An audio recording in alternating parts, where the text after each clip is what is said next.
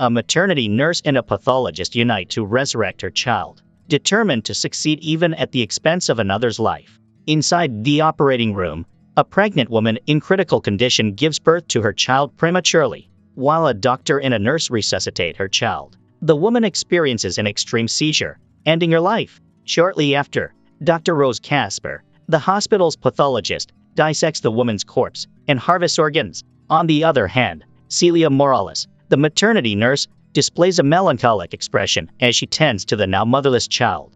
Despite their similarity in profession, their personalities are polar opposites. Rose is strict and indifferent toward her colleagues, whereas Celia has a strong camaraderie with hers. Moreover, Celia's life is more colorful as she cares for her energetic daughter, Leela. One night, Rose heads to a downtown bar when a patron strikes up a conversation with her. Again, the woman displays a cold personality and shuts him down with her icy words. As the man returns to his drinks, Rose scrutinizes him for a second. She orders him to approach her and offers to pleasure him in the bathroom. However, the deed isn't merely for pleasure since Rose collects the man's fluids for scientific purposes. Moments later, Rose heads home where she feeds and injects and the fourth to her pig named Muriel. Then, she enters the bathroom and inseminates herself using the patron's fluids. The next morning, Celia wakes up late, leading her to awaken her daughter hurriedly. Leela protests as she feels unwell, but Celia thinks she's lying to avoid school. But when she kisses Lila's forehead,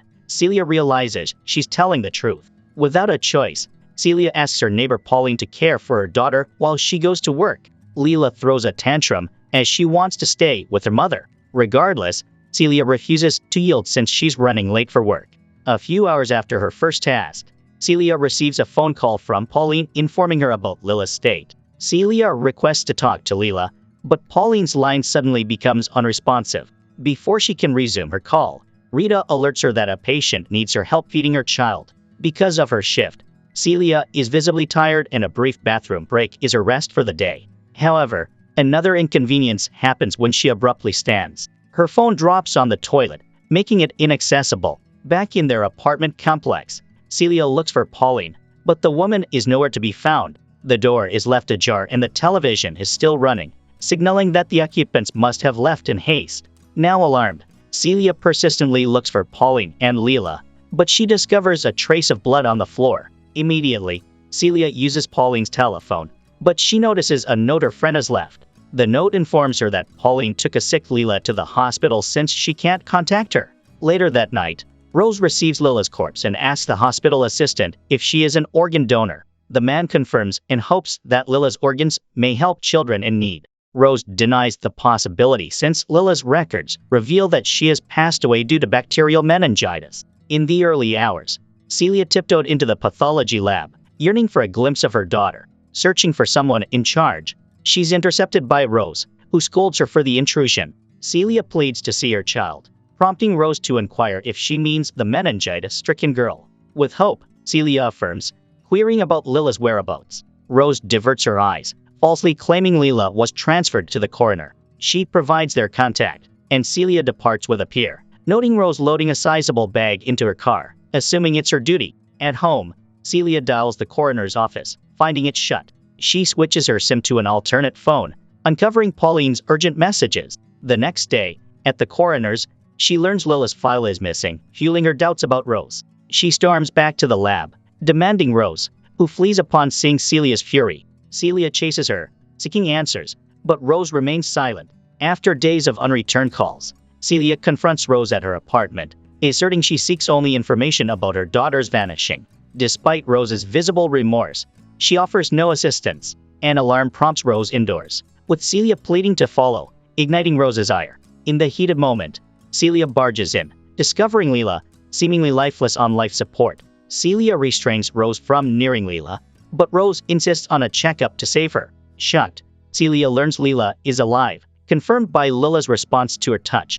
Bewildered, Celia probes the mystery of her daughter's miraculous survival. Rose explains that Lila's genetic profile is a perfect candidate for her experiment on reversing the process of death. While they're talking, Muriel passes by, piquing Celia's interest. She inquires Rose about the pig, and the pathologist reveals that Muriel died 2 months ago, but was successfully revived through Rose's experiment. Later that day, Rosie administers Muriel's serum and Celia asks if that's what she also feeds Leela. Rose explains that the serum was derived from fetal pigs, which triggers cell regeneration. However, she clarifies that she's working on a new experiment to produce a human-compatible serum. Celia worries about how the experiment will affect Lila's brain and personality. Rose doesn't give her a straightforward answer. Instead, she informs Celia that Lila's primitive cranial nerve reflexes are still intact. Hence, she can wake up theoretically. Yet, she can't guarantee its full certainty since there are ethical considerations. With newfound determination, Celia begins to inquire about Rose's routine in keeping Leela alive. Rose tells her she's able to turn Leela in every few hours whenever she's home. Celia opines Leela must not be left alone. Therefore, she volunteers to cohabit with Rose. One day, Rose goes for an ultrasound checkup for her unborn child. The ultrasound tech reveals that her child is in good condition, but Rose remains indifferent. Back in her apartment, Celia informs Rose that Leela was smiling earlier, but Rose is unimpressed, telling her that it's merely a primitive reflex. Though Rose is enthusiastic about her news, Celia believes Lila's recent behavior is a good sign. Later on at Celia's workplace, she waits until her colleagues are away before stealing some medical supplies. She proceeds to leave the establishment when she bumps into Rita. Out of concern, Rita checks on her, especially since she hasn't heard about her in a while. Celia apologizes, but Rita assures her she just wants to ensure she is not alone. Upon hearing she's okay, Rita wonders why Celia didn't prepare a service for Leela. Celia lies there'll never be a service because they're not religious. Meanwhile, Rose ingests some pills and forcibly pushes the fetus out of her body. Now, Rose has successfully produced a vital ingredient for the serum. Moments later, Celia returns home and calls for Rose, but the woman doesn't reply. Celia begins to worry, but Rose suddenly appears, surprising her. However, her surprise turns to concern when she notices Rose's frail state. Rose tells her she's fine and leaves the room with the medical supplies. Despite her words, Celia can't shake her worry away, especially since she's noticed the fetus inside the glass beaker. Later that day, the pair proceeded to remove Lila's ventilator. At first, Leela isn't breathing, eliciting concern from Celia. Rose tells her to wait, and after a few seconds, Leela begins to breathe on her own.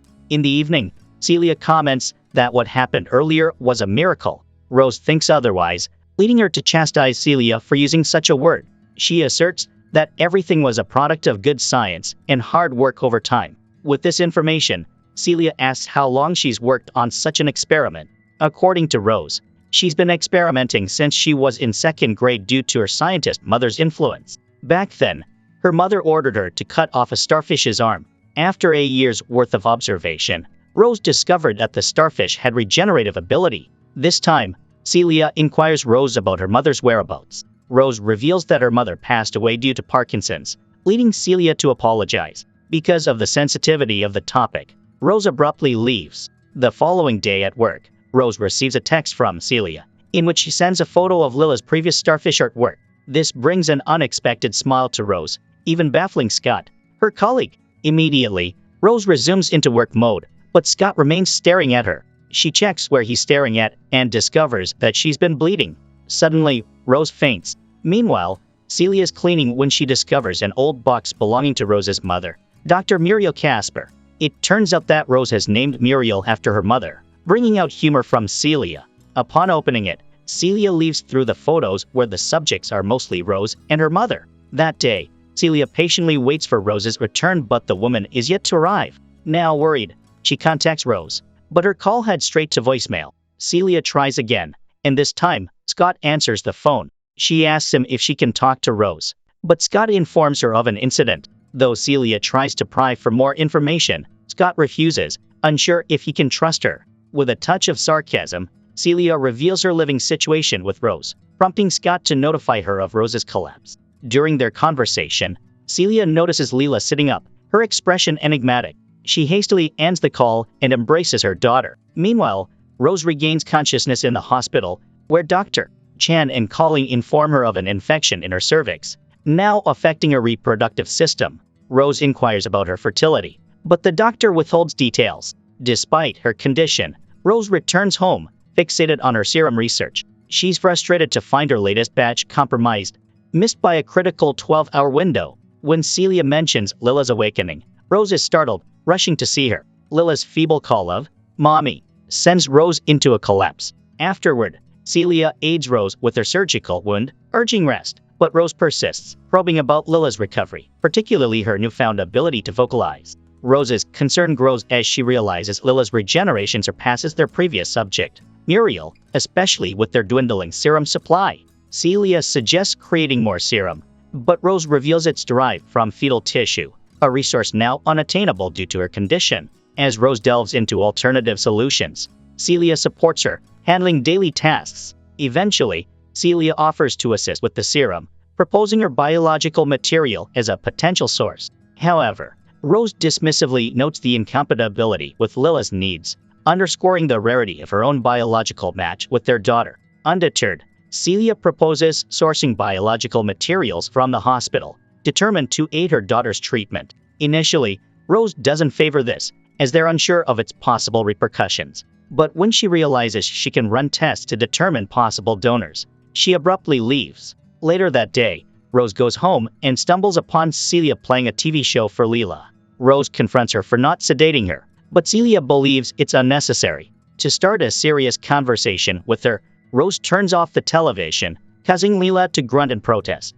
Through this, Rose discovers Lila's development. Moments later, Rose discloses that she's found a match in the intake records. Their target is Emily Parker, a woman in her second trimester. Even if it's the case, Rose clarifies they can use her amniotic fluid in the meantime. Though Emily has normal results, Rose has sabotaged it so she can return for an amnio checkup.